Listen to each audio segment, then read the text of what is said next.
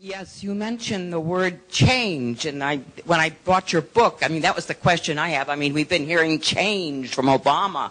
If you could confront Mr. Obama tomorrow, how would you pin him down when he uses that word change? Well, I probably wouldn't do it directly as much as I would go to his supporter if I was addressing supporters or the audience. That change means nothing. It's just the word, and it's a cliche. And just to repeat it has no meaning.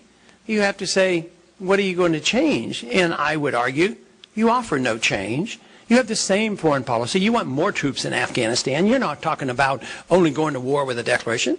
You don't want to deal with the monetary, financial crisis in this country. You want to keep, the system together for the benefit of the banks and the big corporations and the politicians, that argument. And what kind of change do you have on social policy? Do you care about sick people using marijuana? I mean, have you come out for that? And I would just hit him hard on the fact that he doesn't want change. He wants the status quo.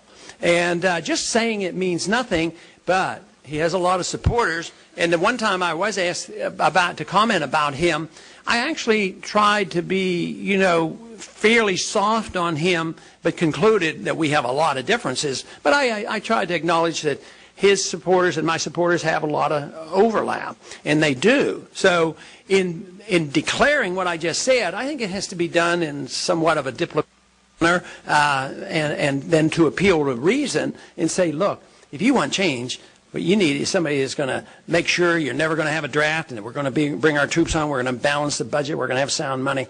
He never talks about any of that. Maybe you could convert him. Well, no, he probably doesn't have real solid beliefs. He will be converted when we convert his young people. That's what will convert.